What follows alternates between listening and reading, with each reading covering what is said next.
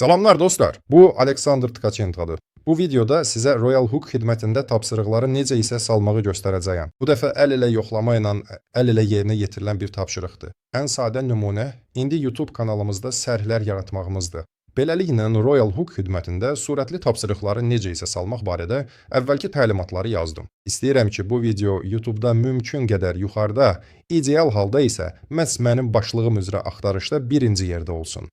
Və bax, 20 dəqiqə əvvəl mən onu yeni paylamışım. Bu cür manipulyasiyaları dərhal etmək çox vacibdir. Yəni, məsələn, siz hansısa bir YouTube videosunu yükləyirsiniz, hətta bu sizin videonuz olmasa belə, fərqi yoxdur. Onu YouTube-a, TikTok-a, başqa sosial şəbəkələrə, video hostinglərə yükləyirsiniz. Demək olar ki, hər yerdə alqoritmlər eyni cür işləyir. Yəni, nə qədər çox tam baxışlar alsanız, xüsusilə ilk saatlarda, ilk sutkada, nə qədər çox reaksiya, seyir və s. olsa, bu, həmən videonun reytinginə bir o qədər yaxşı təsir edir. Bu, o deməkdir ki, video maraqlıdır və sistem onu həmsə biraz yuxarı çıxarır axtarışda. Yəni, siz videonuzu hansısa konkret sorğulara uyğun optimizasiya etmisinizsə, həmin sorğular üzrə nəticələrdə. Məsələn, bu halda mən Royal Hook üçün optimizasiya edəcəyəm. Hər şey çox sadədir. Bu YouTube videosunun linkini kopyalayırıq, bura gəlirik. Tapşırıqlar. Tapşırıqlar. Bütün tapşırıqları görürsünüz. Bəli, mən artıq sürətli tapşırıq isə salmışam. Artıq görünür ki, demək olar 1000-ə yaxın yerinə yetiririk. İndi tapşırıq yarat düyməsini basırıq, adını yazırıq.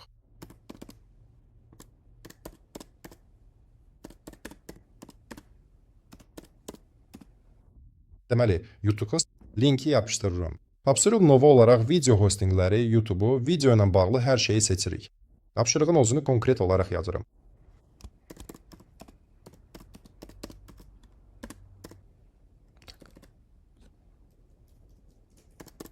Deməli, tapşırığın təsvirini təxminən yazdım.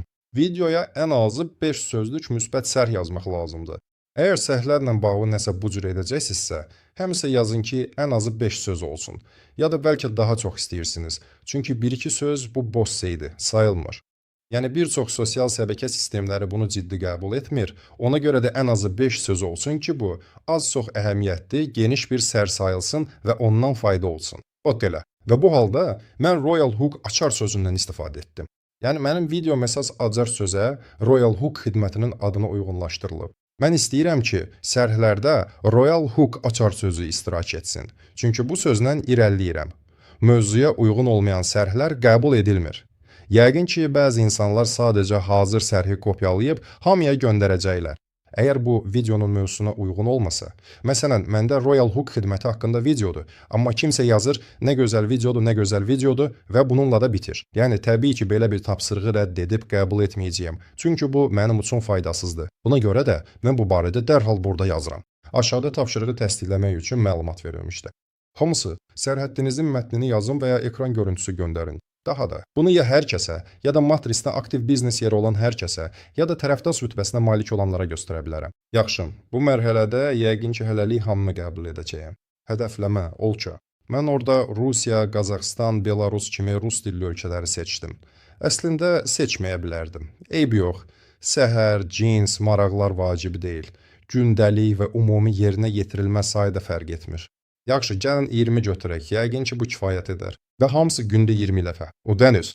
Mən 10 sent yazacağam. Düşünürəm ki, bu kifayət edəcək. Və əslində hər şey bu qədər. Görürük ki, tapşırıq dərc olundu. Cəmi $2.20 səri ucun balansda var. Hər kəs ozu qiyməti yoxlaya bilər. Elə deyilmi? Yəni, düşünürəm ki, əgər orada ən minimal məbləğ, məsələn 1 sent qoysaq, yəqin ki, insanlar belə qəpik qrup üçün nəsə etməzlər. Yoxlamaq üçün minimum məbləğ qoyursunuz. Heç nə əldə etmədikdə, qiyməti biraz qaldırıb, hansı tapşırığa nə qədər ödəmək lazım olduğunu və insanların hansı qiymətə yerinə yetirməyə hazır olduqlarını müəyyən edirsiniz. Ona görə də qiymətlər fərqli olacaq və beləliklə artıq istədiyiniz nəticəni əldə etmiş olursunuz. Və nəticəni əldə etdikdə, burada pulumuz silinəcək və biz hazır bölməsinə daxil olacağıq. Yəni, biz necə isin hazır olduğunu izləyəcəyik, hazır bölməsinə keçəcəyik və burada bizə icraçılar tərəfindən göndərilənləri görəcəyik, yoxlayacağıq, bəzilərini təsdiqləyib ödəniş edəcəyik, bəzilərini isə yenidən işləməyə göndərəcəyik. Burada bizdə baslanmış, yenidən işləmə və tarixçə bölmələr var. Yəni, nəyisə yenidən istəməyə göndərəcəyik. Əgər bu sərh xoşumuza gəlmirsə və ya tapşırıq istədiyiniz kimi yerinə yetirilməyibsə, biz onu yenidən işləməyə göndəririk. Əgər adam heç nəyi düz etmir, ya da sizi aldatmağa çalışırsa, sadəcə olaraq bu adamdan imtina edə bilərsiniz. Vəssalam. Tapşırığa ayrılmış vəsaitləriniz geri qaytarılacaq və bu tapşırığı başqa bir şəxs icra edəcək. Əslində hər şey bu qədər. Gələn videoda görüşəmədək.